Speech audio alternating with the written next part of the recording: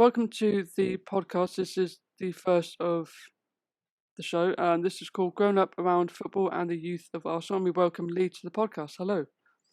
Hello, Darren. How are you? I'm right. I don't know why I said that in the posh voice, but there you are. How are you anyway? This is your recording voice, is it? Yeah. after that, I'll go back to normal then. Yeah, I'm good, thanks. Yeah, just a little bit smiley this morning because obviously Tottenham lost last night. So I'm a professional and I put all my allegiances to one side when I'm commentating. But after the game, I can gloat after the game when Tottenham get beat. You mean you went home? You went, yep. Yeah, pretty much. It was a great game, though. It was a really, really good game of football, end to end, and you know, it was at one point Tottenham looked good, and it finished off. You know, Liverpool took the game by the scruff of the neck, and I think Harry Kane getting injured in the first half didn't help Tottenham, obviously, in the second half. But end to end, there's some great football being played. Yeah, I've got no sympathy for Harry Kane. I've got many reasons why. So obviously you were born in the 60s, am I correct, or was it the 50s or 40s? Gone straight in there, 2-footed tackle. Well, yeah. Yeah, mid 60s. Let's call it the mid 60s. Oh, I had it down for 40s and 50s, but you know. Yeah, I'm not that old, not yet. Okay, so obviously you grew up in Manchester, is that correct? Yeah. Yeah, Fallowfield, a little blue enclave of City supporting Mancunians, very, very light blue on that side of the city. It's pretty much a student area now, Fallowfield, but when I lived there wasn't many students there. So in walking distance of the old ground, main road, we used to walk there on a Saturday to all the home games with me and my brother and my dad and my dad's friend down the road. So yeah, it was a happy childhood. Going to the game was obviously the highlight every other week. Didn't go to any away games. I was too small, but probably started going to City when I was probably about 8 or 9 with my brother. We used to go and stand on the Kippax, me and my brother.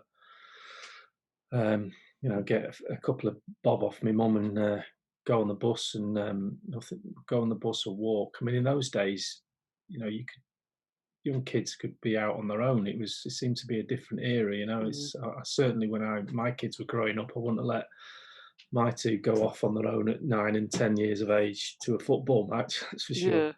Yeah. So was it in the family? Was there other people who, like your dad or your mum, sort of really into football? Was it just you, or? No, my dad was. Yeah, he played. He was a pro for about 3 years at City as Bert Troutman's understudy. I think we sort of mentioned that before, but he never played in the first team. Mm-hmm.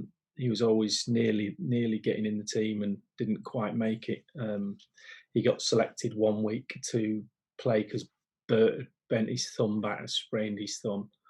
And so he was picked to play at Luton in the FA Cup replay midweek. And the game got called off on the way down when they were driving down the M1 or to the game because of fog. So fog came down, the game got called off. They turned around, went back to Manchester, and he never played it.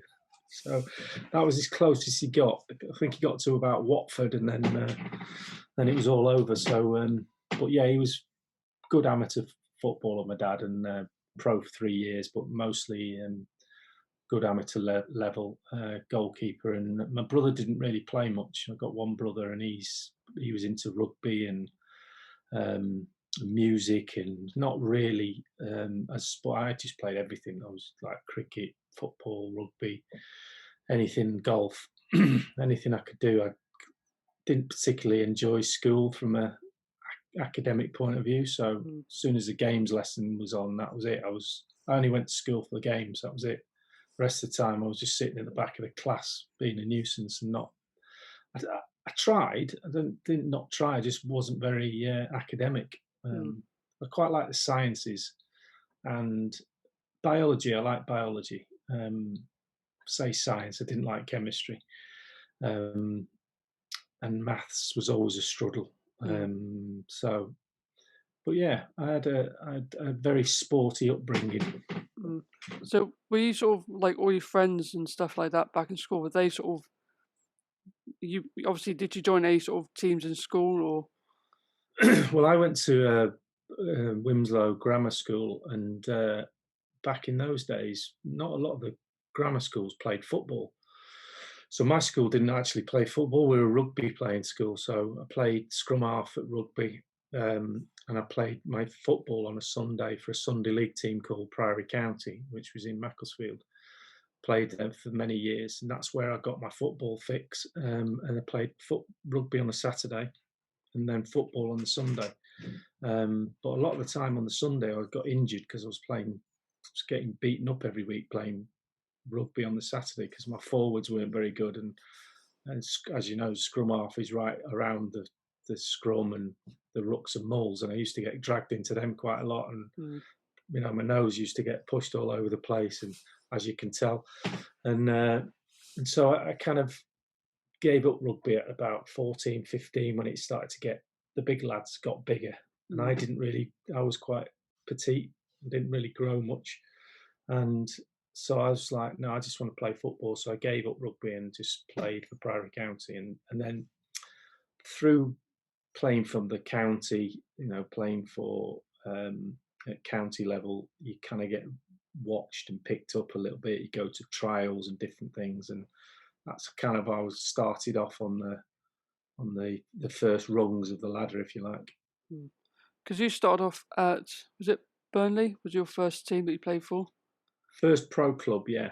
That was my first signing a pro contract, but I was at a few of the other clubs around Manchester. I was at Man City as a schoolboy, and I was at Bolton as a schoolboy, but not quite good enough. And I was always trying to play catch up and get a little bit better, but I've always felt I was a little bit behind the rest of the kids, and that proved so, because every time there was a contract to be signed, I just kind of missed out, and it wasn't until I went to Burnley that I got that chance.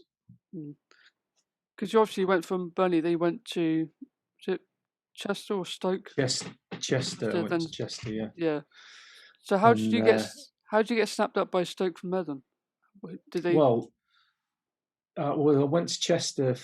I got a free transfer at Burnley. I went to Chester, and then from Chester, I then got picked up by my old manager.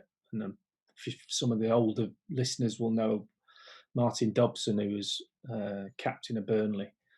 He was now manager of Bury, and he obviously knew me because we played together at Burnley when I was a young kid. And he took me from Chester to Bury. I'll never forget, he said to me, we'd like to sign you, but there's a problem with the fee. And I said, oh, right, what, do they want loads of money for me then? And he went, well, we can't afford it. Bury hadn't got any money. So I said, how much is the fee? And I thought he was going to say, like, I don't know, 40,000 or something. Yeah. And he said, the fee's 5,000. And I was like, you can't afford 5,000. He said, no, we haven't got any money at all. And in the end, I think they paid something like 1,500 quid or something. It was, it was a really low fee. It was all the money they had out of petty cash. It was like, go on, have that. So it wasn't actually a second free transfer. It was 1,500 quid. So that was my first transfer fee. And I signed for Bury for a year. And then I won player of the season that year, scored 7 goals from full-back. And Stoke came in for me at the end of that year and said, Mick Mills, who was manager, said, come and join the second division team, as they were then, and we're trying to get promoted to the first division, which was the equivalent of the Premier League. And so I went to Stoke for about 18 months, season and a half, before Arsenal came in and signed me in the 33 years ago today. Can you believe that? I'm sure about 40, 50 years, way before I was born. I'm sure it was. No, just 33. 33 is more than enough. It's incredible. It's gone so quickly. So how do you feel about when you look back on, like, people obviously share pictures, especially when you were young, you had a bit more hair in some of the photos. So how do you feel when you see pictures like that? How's it? Sometimes I look at it and I don't. It doesn't look like me. As in, it's so long ago that you kind of lose sometimes a bit of the feeling, but then you'll remember something. and then it all comes flooding back. And there was a video, there was that Arsenal documentary, an hour-long thing that's been whizzing around YouTube and on the internet, on Twitter recently about that, and I'd forgotten I did that. I did that 2 or 3 years ago, and that came up obviously because of today, and I didn't realise that I signed all those years ago, and the anniversary is today. So that's why there's been stuff on Twitter. But when I watch that again, it all comes flooding back, and it's the same with '89. When I watch '89, it's like it happened yesterday, and it's hard to believe that it was so long ago. And I can feel it in my body. I can feel how it was to be a footballer again, because you do lose that feeling as you get older and you're away from the game. Because I hadn't kicked a ball for, obviously I had a bad knee up until recently, until I had a new one. And I'm looking forward to, I won't be able to do it for a while, but just to strike a ball again with my right leg, which I will do soon. And just that feeling, it puts all those sensations back into your body again. Because memories are not, on my understanding and feeling about memories, is it's not just all in the head. The memory comes up in your mind, but then your kind of body remembers it again, and you get body memories. And sometimes, I wake up in the morning, if I've had a training session in the gym the day before, and I wake up and I'm a bit sore and a bit stiff, and there's something quite comforting about that, because when you're a player, and again, I can only speak for myself, but when you're a player, you wake up every single morning of your working life, and I was a pro for 22 years. So for 22 years, you wake up in some sort of pain or discomfort. You very rarely wake up and go, "Come, 100% I'm fresh to go," because the rigors on your body are so strenuous that you're carrying something. You might have had a kick in training the day before. You might be a little bit tired from the match 2 days ago, and you're trying to recover. So there's something quite nice about waking up a little bit stiff in your hamstrings and a bit tired. And I'm going through that right now with my knee. I'm training really hard on it. So I wake up in the morning, I'm like, I kind of go, "Oh, that hurts," but I kind of go, "It's quite a nice feeling." So that's a nice pain, if there is such a thing. Well, I'll have to test you out one day when everything's back to normal. I'll stand. Are you going to take me on here? Yeah, true. I am. I'm going to make sure that's going to happen. Yeah. All right. Trust I'm me. ready. I've got my shin pads. I'll have all my mates come down and we'll give you a kickabout. We'll have to sort something out with that one. I can't wait. So obviously, sort of when you look back on, like, especially when you started at Arsenal, obviously when you see the pictures like this morning, what was the feeling like walking into those halls? And sort of, obviously you were quite young, so any young player going through that stage is an exciting but very nervous stage. Yeah, I think nerves played a big part in that early part of my Arsenal career. In as you're racked with fear, basically, because you're unsure of what's coming. I'd never played in the first division as it was, never played for such a big club as Arsenal, so it's all a bit unknown. So it's only natural to feel fearful, and it's all part of your education. You're growing up as a player. I was 23 when I signed, just before my 24th birthday, so I was relatively young, completely wet behind the ears as far as London was concerned. I'd only ever been to London once, and that was when I was at college. We all came down on a coach to watch England play at Wembley, and we wandered around Covent Garden all day, went to the game at night, got the coach back 5-6 o'clock in the morning, and that was my only time I've been to London. So the living down in London is completely different than living in Stoke. I was in a hotel for 6 weeks when I first signed, so that was disruptive. I didn't enjoy not being at home. Yeah, I just had my first child. Josh was born 6 weeks before I signed, so I got a little baby. I was leaving him back in Stoke, and that was quite hard. And then and you don't know anybody. You've got teammates, but Mm. they don't know you from Adam. You just there's some bloke, some young lads come down from Stoke, so you're trying Yeah. to make relationships.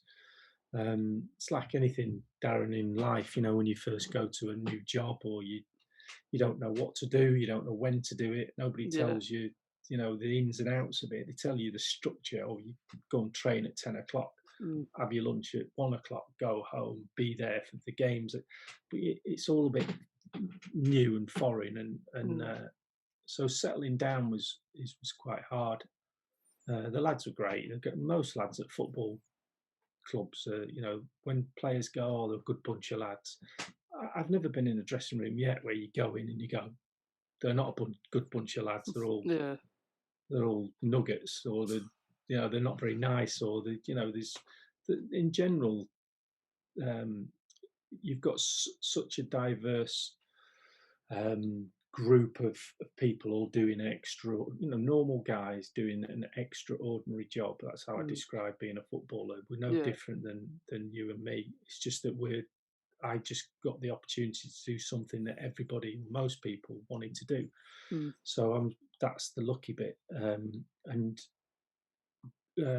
keeping hold of those values about making sure you don't lose sight of how lucky you are Mm.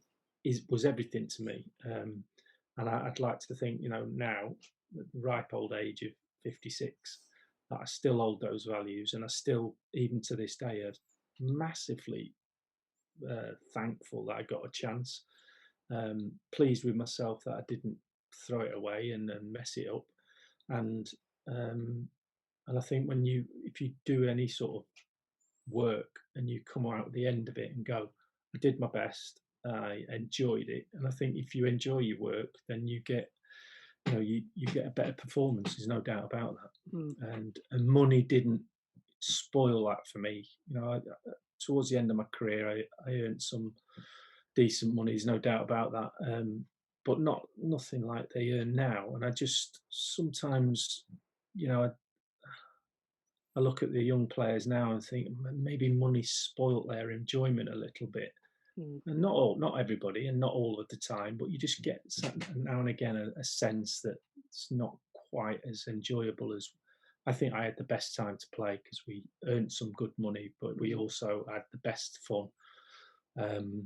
And there's no social media, no cameras in your face every 5 minutes, so you could be yourself a little bit more than perhaps they can today. Mm.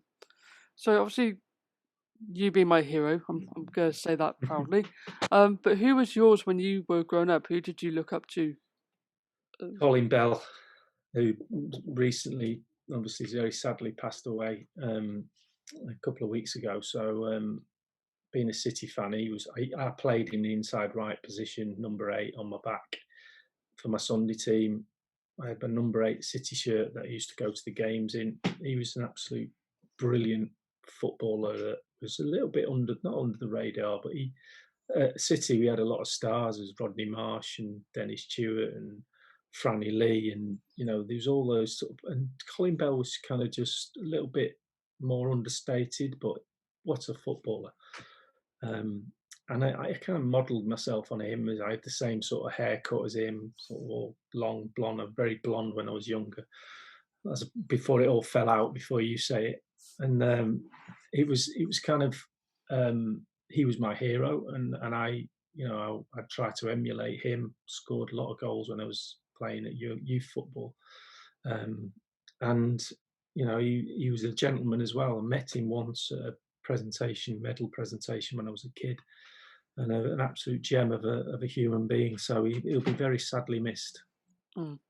Well, hopefully one day I get to meet my hero, which is you. Hopefully that will happen. Hope you have the same experience I did. I'll let you know. So comparing, obviously I had sort of football posters all around my room. Kind of still do. I don't care. But did you did you ever have that sort of thing, like different posters, and like who do you have on your wall?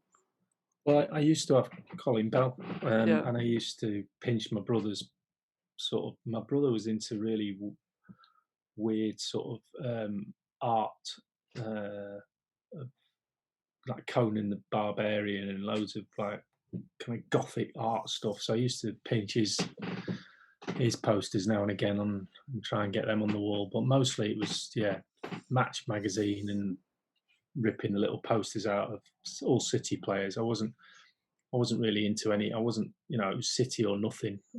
Although I did collect football strips.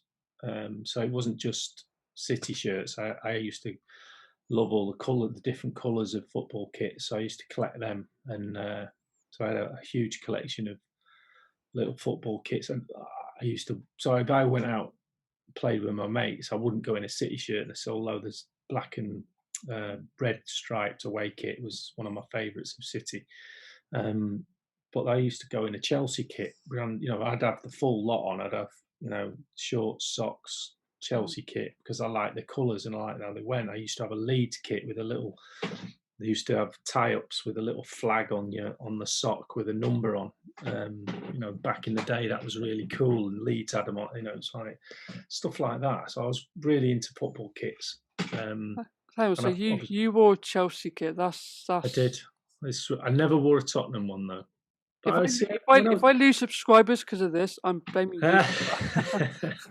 Well, when you're a 10-year-old kid from Manchester, Chelsea doesn't mean anything to you.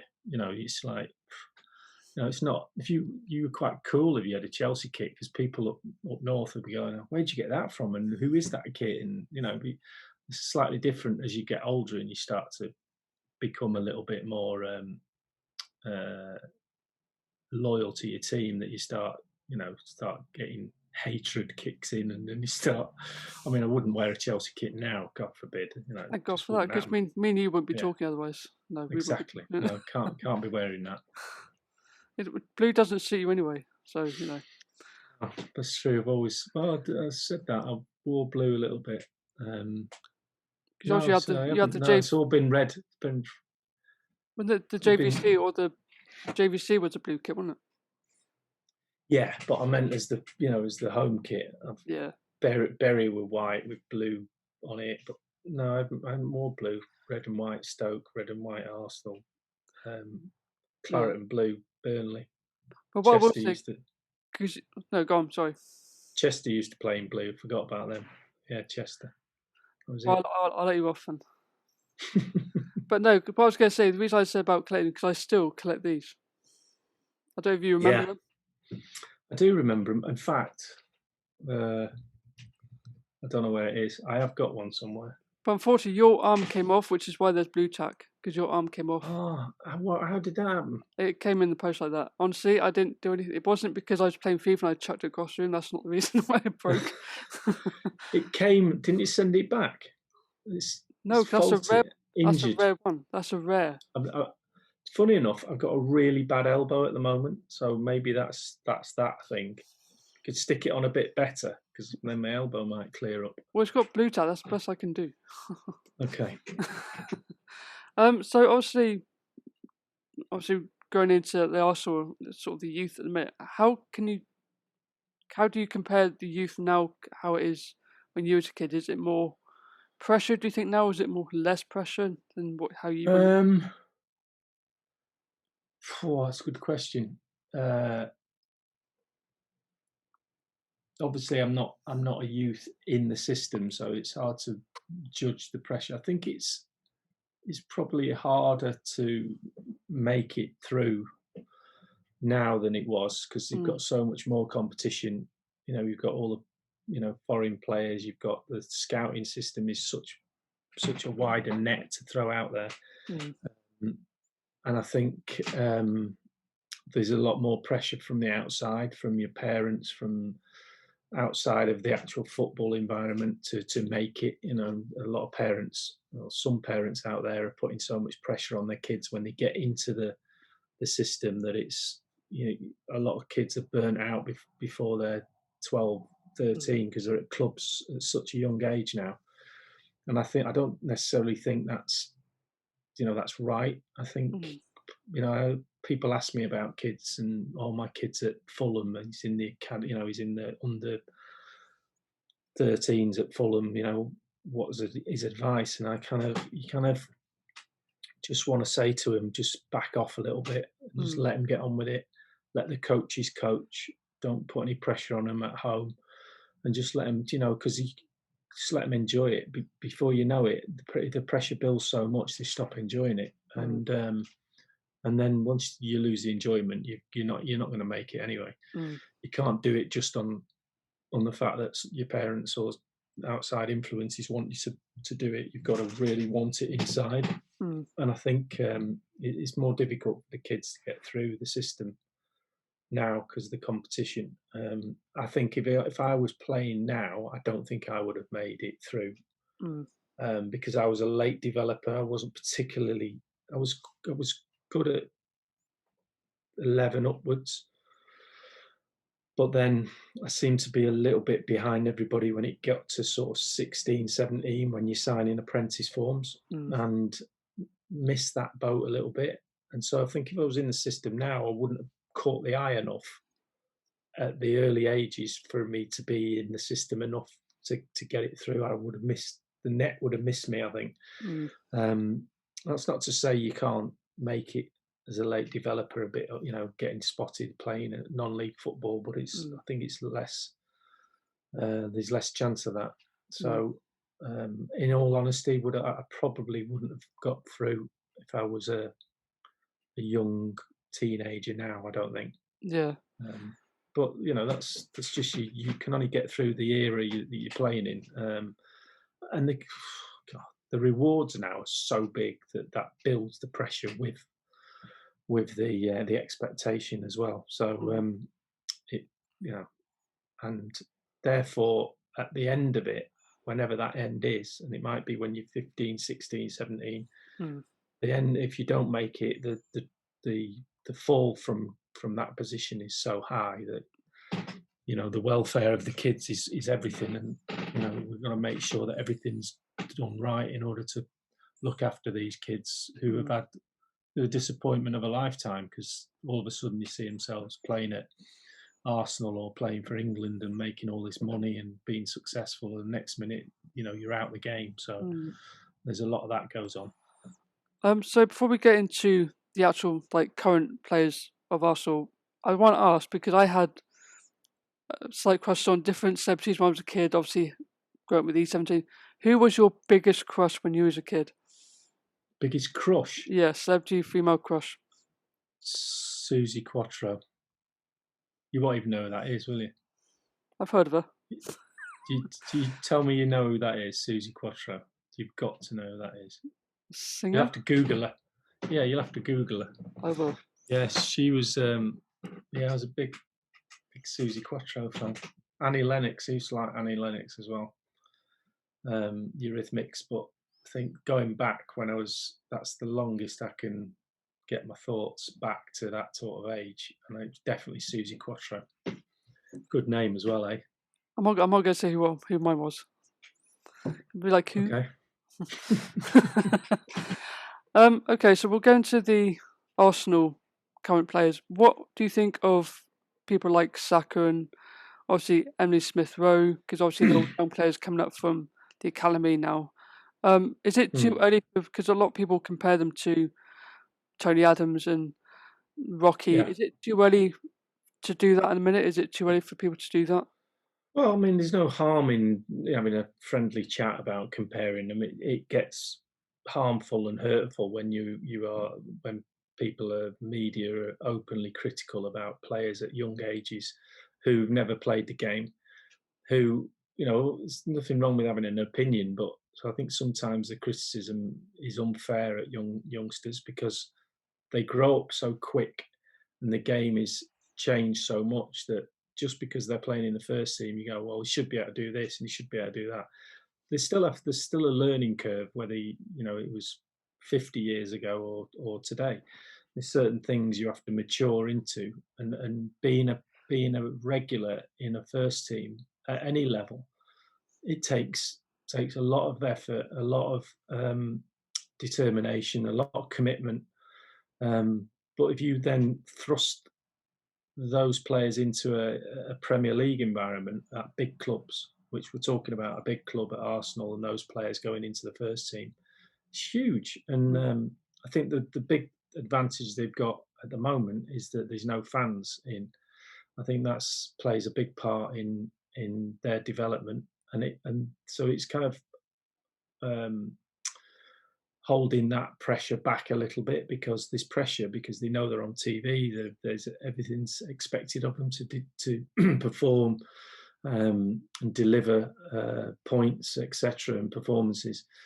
But without the fans, some of that pressure's taken away, which is good for them. And I think we've seen that with. I'm not saying they wouldn't have had the same development with crowd because I think certainly Saka looks like he's an absolute natural to be able to deal with anything that's thrown at him. Emil Smith Rowe as well is very similar. Martinelli, the ones that are at the forefront of the youth at Arsenal seem to be able to cope.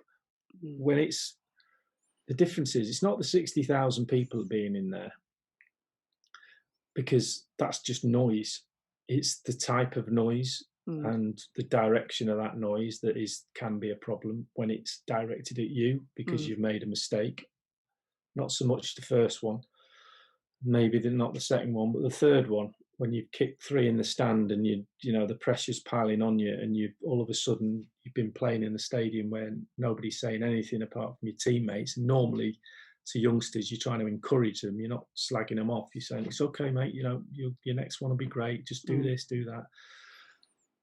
Fans are less patient and they get frustrated with the team. And then and if you make 3 mistakes on the trot, that frustration gets pointed at you, not by everybody, but you can definitely hear the mood of the crowd change and the way that the team plays changes because of the way that the crowd are reacting. Sometimes playing out from the back like most teams do now and it's not quite going their way.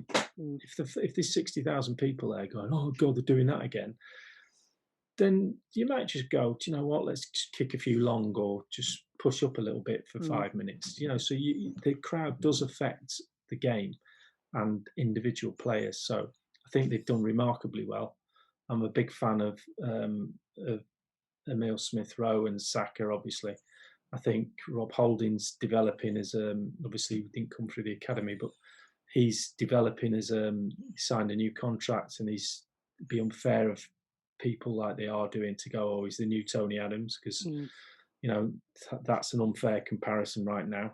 But it's only natural because he looks a bit like him, he moves a bit like him, and he's certainly got a stature about him that developed that into a new Tony Adams, and you've got one heck of a player. So, but there's a huge amount he's got to learn about defending and what's needed of him on a regular basis.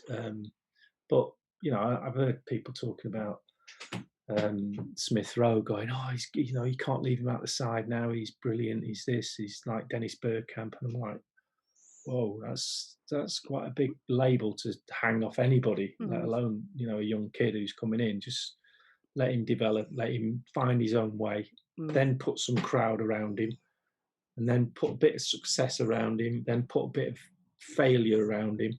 There's nothing's gone wrong for him right now in the first team. And then mark my words, it will do at some point. And if you've got a crowd on your back as well, how's he develop? How does he cope with that? Yeah. Hopefully he seems like the type that he would just water off a duck's back and he can get on with it. But you don't know that. It's all different stages of development. Yeah.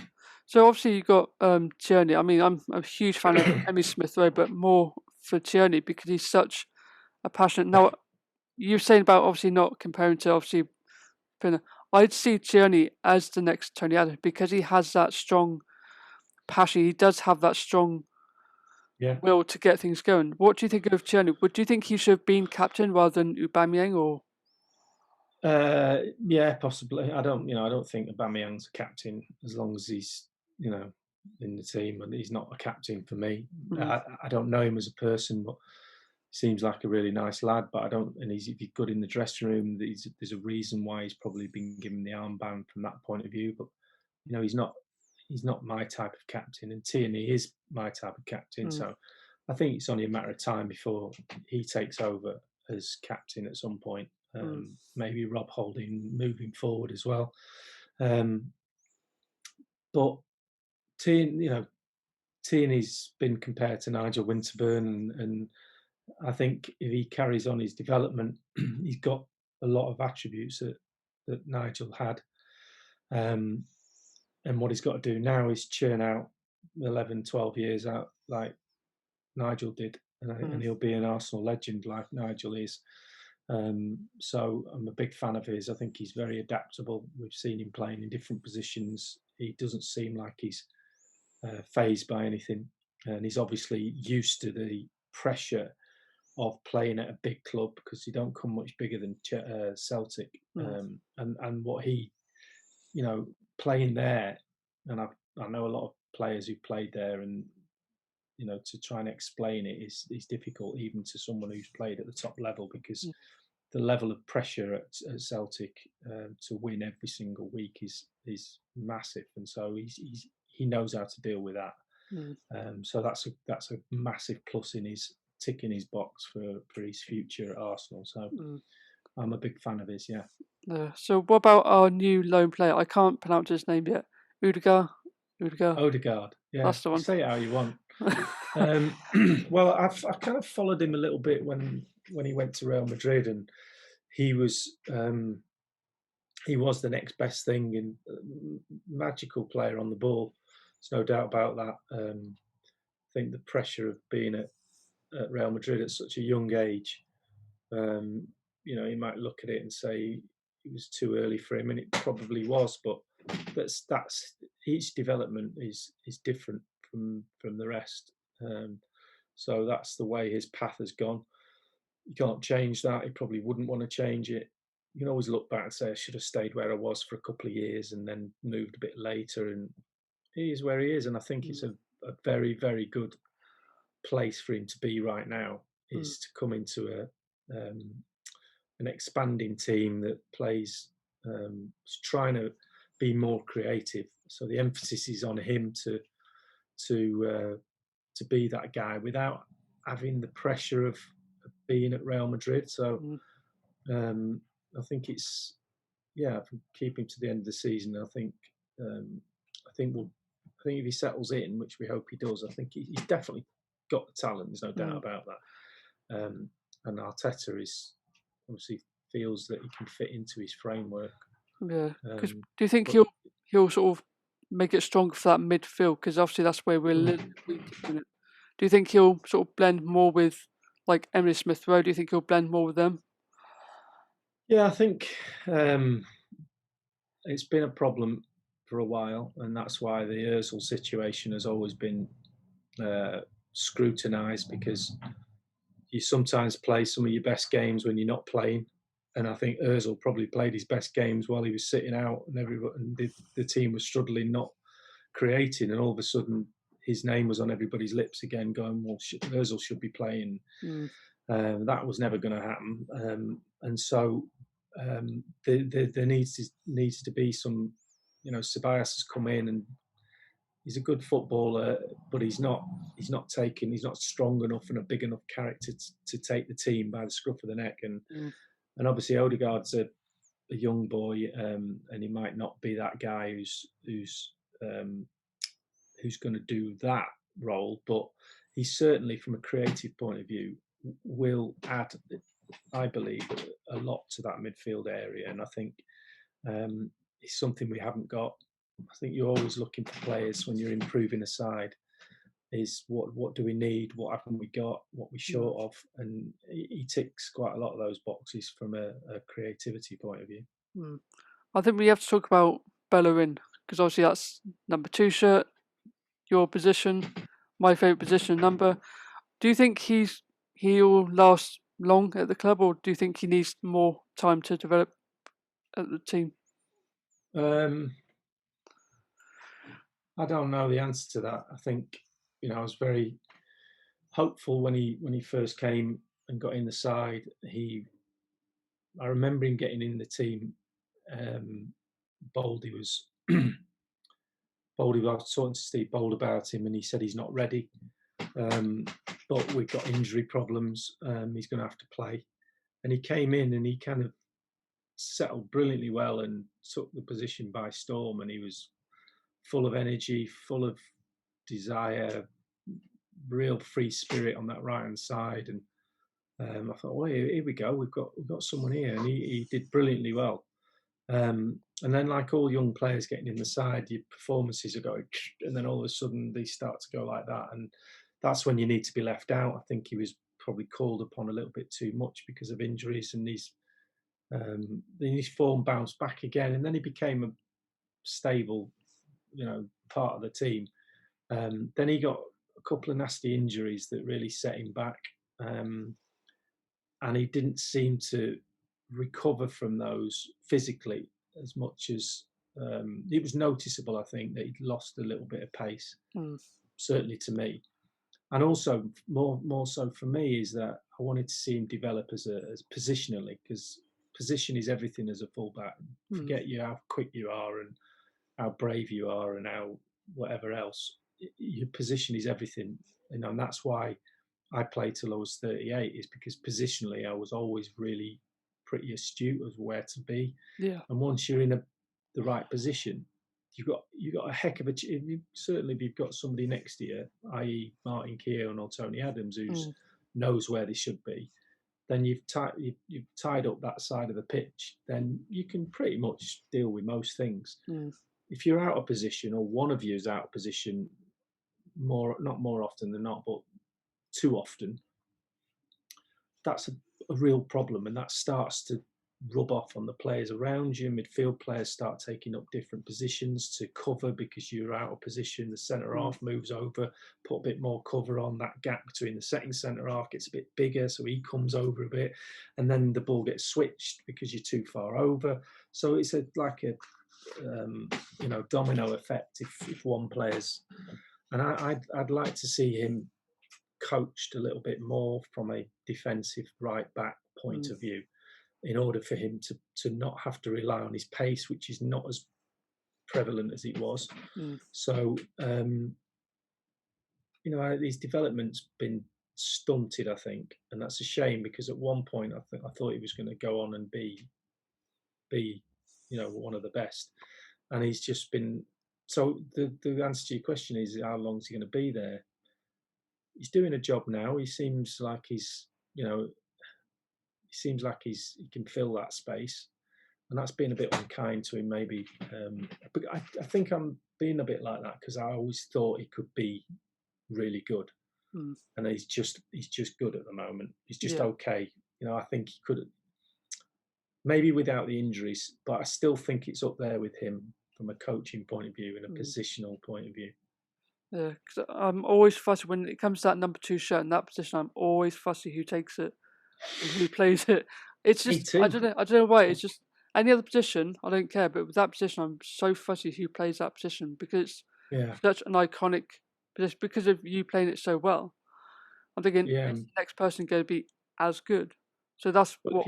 If you look at before me, obviously it was Viv Anderson had the 2 long term, and then Pat Rice before that. So there's been some pretty iconic number 2s, and so we do get protective of our shirts. And I certainly, when I retired, I was like, nobody had it for a while, and then Diaby got it, and I was like, oh, I like Diaby. I think he's a shame he could have been a top draw player without the injuries he had.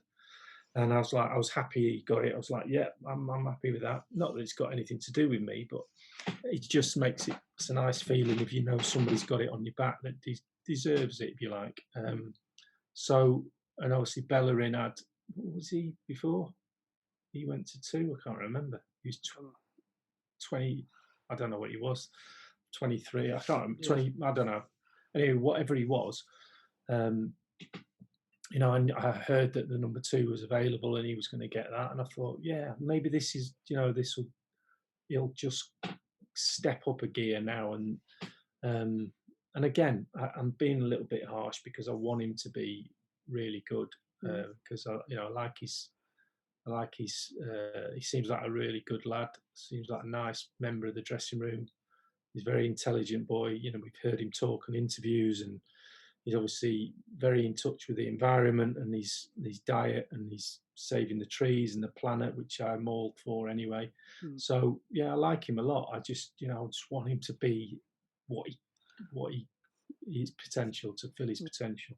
I think what I like about him as well, because he did an interview about the LGBT side of things as well, which is a huge good thing for me, because obviously Yeah, the LGBT is so important for me.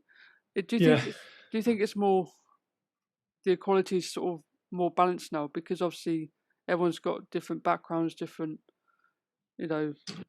I mean, it's a never-ending journey of equality throughout every aspect of life, Darren. And I don't think we should rest on any of our achievements in the past, because that's, you get complacent when that happens. And you know, you've got to push, keep pushing, keep trying to make people more aware of everything that's going on in the world. And prejudice has got no place in life, but certainly in football, we can only do our bit in football. And I think, you know, people like Hector, etc., absolutely, they've got such a huge opportunity and a huge platform to be able to speak and be heard. That you know, yes, of course, it's a game and it's a sport. And some people say, like what's been going on with Marcus Rashford, about people, you know, bigots saying, you know, stick to football. He's got nothing to do. He's passionate about something that means very much something close to his heart, that he grew up in that environment. So why shouldn't he use the platform that he's on, or he's got available to him, to speak his truth? And absolutely hail him for that. And likewise with Hector, what he's doing.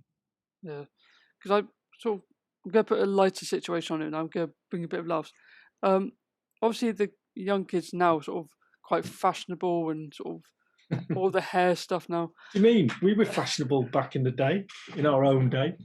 Yeah, I'll share some photos there of your fashionable days. Yeah, It'll come back. Don't worry. So, I don't know what to say on that one. You got me lost track now a little bit. But do you obviously the whole sort of the fashion side of things. Obviously, was it more big then when you were growing up? Because obviously the kit and stuff and was quite popular then. Obviously, kit now is so expensive. You know, you have to get a, you know, rent your house out or whatever to get a new one. So was it more better then than it is now? Or? I think what people, certainly the youth of today, and I'm going to use you as, even though you're slightly older than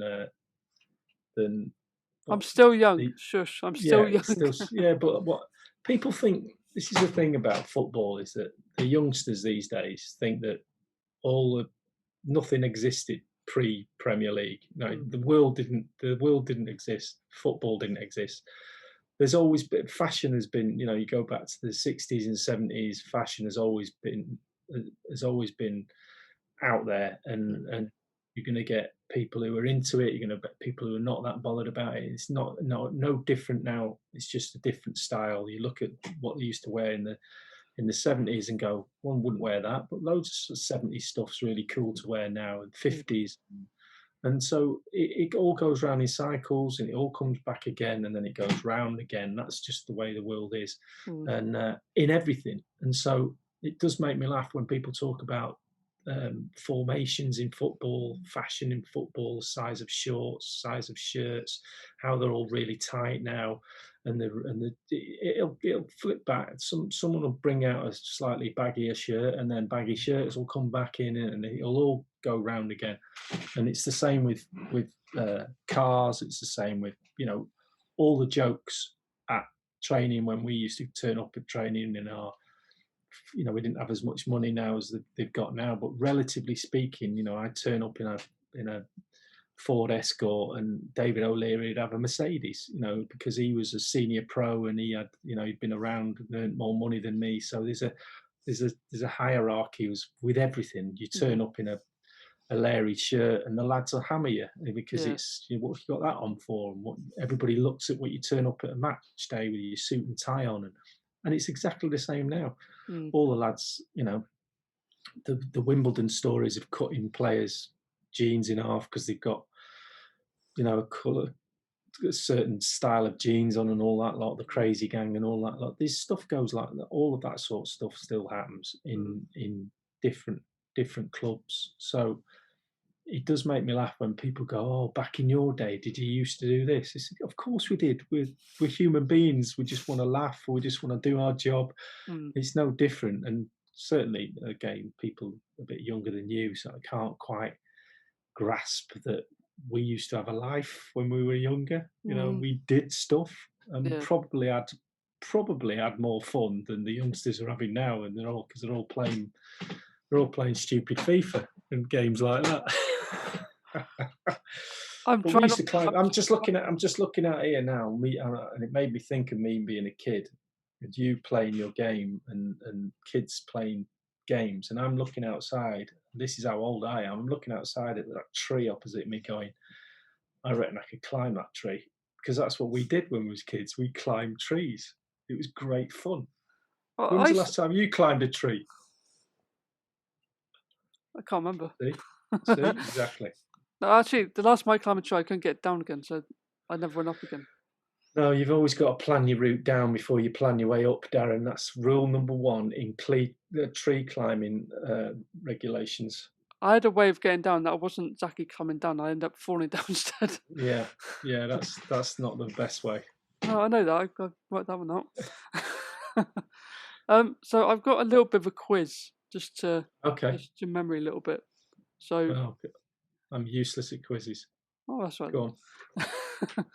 So the first one, because I thought I'd just for a little bit of fun, so we'll go do that each month. Is it about me, the quiz, or might be? Might not be. Just want to test your brains out, see what you can remember. So the first one, who scored a hat-trick in Arsenal's 5-1 victory against Wimbledon, the opening of the season? Alan Smith. Yeah. Got one right. Oh, you better not be Googling it, but... No, I've got a pen just to write the answers down. Oh, all right then. Second one, when was Arsene Wenger appointed as manager to the Arsenal team? What year? Yeah, year and month. 96. Oh, month. It's either September or October. You got the first one right. It's September. September, yeah. So I swear you got a Google somewhere put on. I'm on the computer to you, so I can't be Googling as well. My phone's there. I'm not using that. Okay, so which former Arsenal stalwart left the club for Newcastle United? Kenny Sanson. Yep. Come on, 3 out of 3. Bang. Right, how many major trophies did Arsenal win under George Graham? 1, 2, 3, 4. Oh God, I've lost count now.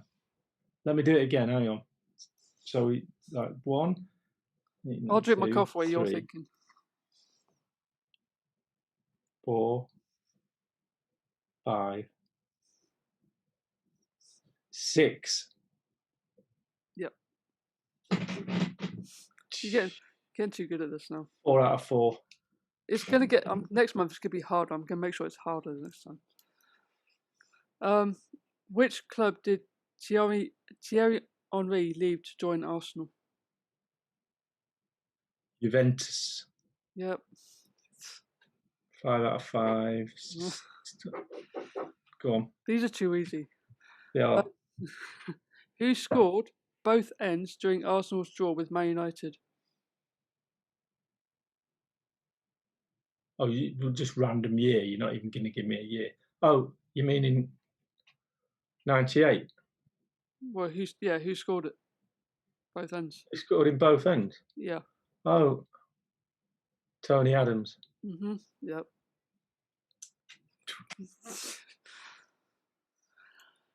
Okay. When did Arsene Wenger was managing a team in which country just before Arsenal? Japan. Yeah. It's quite easy, that one. I'm gonna give you hard ones next time because they were too easy. Just ramp them up a little bit. I will. So yeah, that is pretty much it. So the question is, 7 out of 7.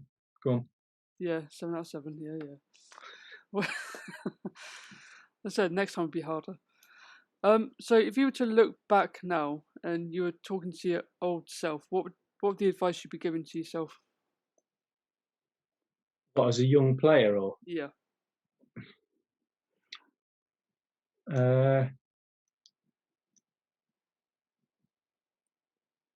What would I tell myself? That's a good question. I would. I'd say to myself, believe believe in yourself a little bit more than you do. I think as a player, I was always driven by um, the fear of failure, and so I was always very tough on myself, which I guess was part of my success. And I always wanted to improve, but I think even towards the end of my career, I could have just give myself a little bit more of a pat on the back and a little bit more praise. It wasn't until I retired that I realised I was quite good. In as much as, there's no time. I didn't feel as if there was any time to sit down and go, oh wow, you're actually pretty good at this game, and you're quite successful. And because there's another game coming, there's another training session coming, I've got to make sure my body's fit. I've got to get my ankles strapped. It seems like it's non-stop, just trying to keep going in order to get to the next game and win the next game. And then before you know it, you're 38 and you're retiring. You're like, oh, hang on a minute. So I think if I could have just sat back a little bit and then not enjoyed it, because I loved it, but you only enjoy it.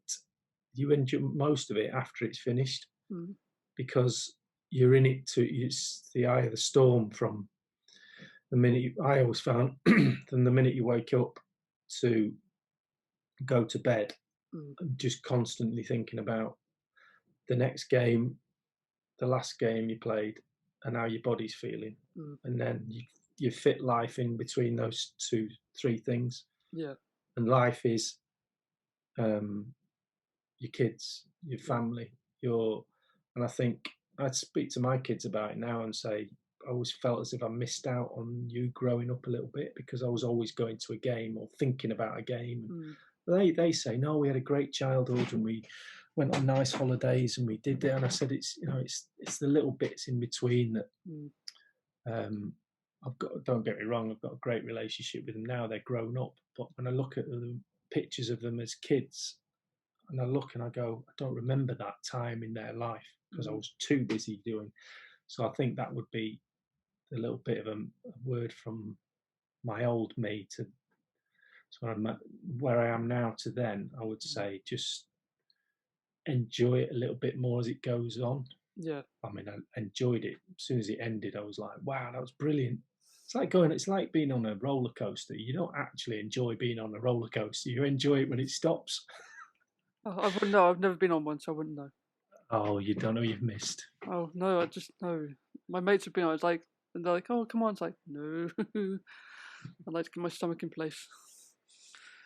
Yeah, well, you got to live life on the edge now and again. That's true. Right, we'll stick around for a little bit afterwards because we have a quick chat for the next episode. But thank you for joining for the first episode. Good, it was good fun. Well done. Yeah. Good questions. Well done, Dazza. Dazza. Right, you're the only one. Let me see your shirt. Let me see your shirt. Oh, there you go. It's got your number on the back of it. It's at last. Winner. Yeah. It's got my full name on the back. No, it's got just your surname this time. Okay. No, I'm not. Yeah, I was going to put your full name. I thought, no, it wouldn't look right on the Edgeline shirt. No, it just needs Dixon. That's all it needs. Yeah.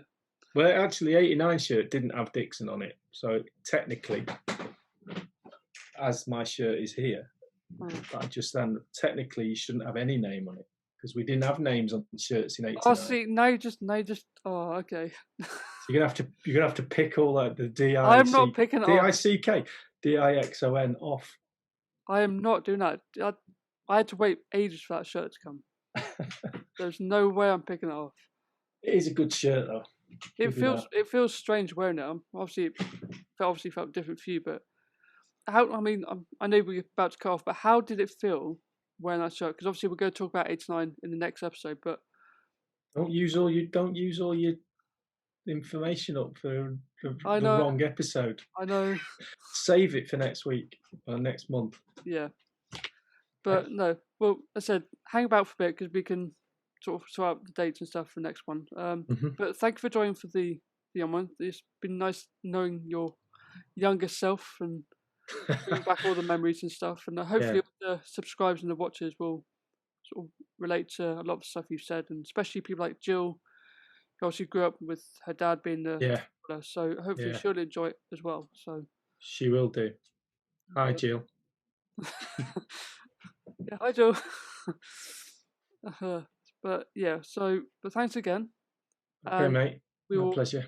We'll back for the 89. See you next month. Yeah. Well, thanks again. See you, mate.